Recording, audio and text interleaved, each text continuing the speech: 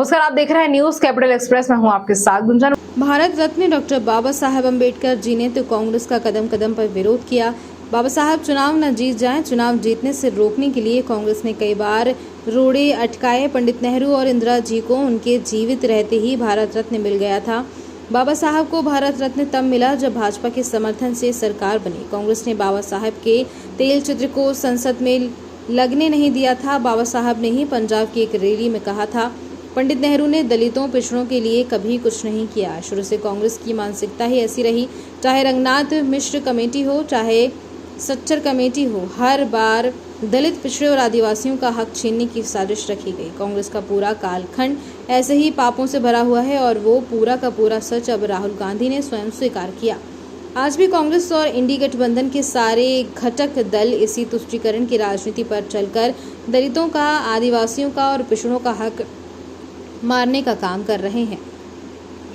बाबा साहब ने तो कांग्रेस का, भारत रत्न डॉक्टर बाबा साहब अंबेडकर जी की मैं बात कर रहा हूं, उन्होंने कांग्रेस का कदम कदम पर विरोध किया था।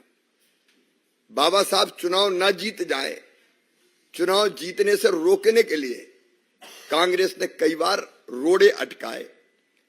पंडित नेहरू और इंदिरा जी को तो उनके जीवित रहते ही भारत रत्न मिल गया था। बाबा साहब को भारत रत्न तब मिला जब भाजपा के समर्थन से सरकार बनी। कांग्रेस ने बाबा साहब के तैल चित्र को भी संसद में लगने नहीं दिया था। बाबा साहब ने पंजाब की एक रैली में कहा था कि पंडित नेहरू ने दलितों, पिछड़ों के लिए कभी कुछ नहीं किया। शुरू से कांग्रेस की मानसिकता ही ऐसी रही है, चाहे रंगनाथ मिश्र कमेटी हो और चाहे सच्चर कमेटी, हर बार दलित, पिछड़े और आदिवासियों का हक छीनने की साजिश रखी गई। कांग्रेस का पूरा कालखंड ऐसे ही पापों से भरा हुआ है और वो पूरा का पूरा सच अब राहुल गांधी ने स्वयं स्वीकार किया है।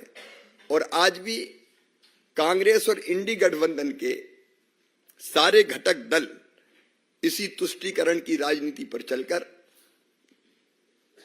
दलितों का, आदिवासियों का और पिछड़ों का हक मारने का काम कर रहे हैं। कांग्रेस शासित राज्यों ने आंध्र प्रदेश और कर्नाटक में भी ओबीसी के हकों पर डाका डालकर अल्पसंख्यकों को आरक्षण देने का पाप किया, अपराध किया। ये कांग्रेस की सरकार थी जिसने अलीगढ़ मुस्लिम यूनिवर्सिटी और जामिया मिलिया इस्लामिया जैसे शिक्षण संस्थानों में भी ओबीसी, दलित और आदिवासियों के आरक्षण को खत्म करने का पाप किया है। कल राहुल गांधी जी ने भी एक बड़ा सच स्वीकार किया। उन्होंने स्वयं ये कहा एक कार्यक्रम में जिसका नाम था संविधान सम्मान सम्मेलन, उन्होंने साफ कहा कि पूरा सिस्टम लोअर कास्ट के खिलाफ है। मैं अंदर रह के सिस्टम को देख रहा हूं। मतलब पंडित जवाहरलाल नेहरू जी ने, इंदिरा जी हो, राजीव जी हो, बाद में मनमोहन सिंह जी हो, राहुल गांधी जी ने इस सिस्टम को अंदर रहकर देखा है और अब बोल रहे हैं कि पूरा सिस्टम लोअर कास्ट के खिलाफ है। भारतीय जनता पार्टी पिछले कई सालों से यह कह रही है कांग्रेस गरीब विरोधी है, कांग्रेस दलित विरोधी है, कांग्रेस आदिवासी विरोधी है, कांग्रेस पिछड़े वर्ग की विरोधी है। सच आखिर सामने आ ही जाता है। कब तक गरीबों के साथ अन्याय करेगी कांग्रेस?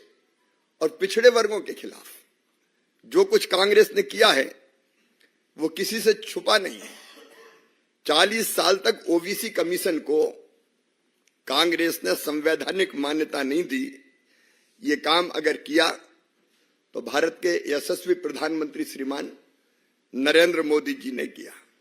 कांग्रेस ने तो दलित हो, ओबीसी हो, पिछड़े वर्ग के लोग हों या आदिवासी हो, उनके हक पर हमेशा डाका डालने का काम किया।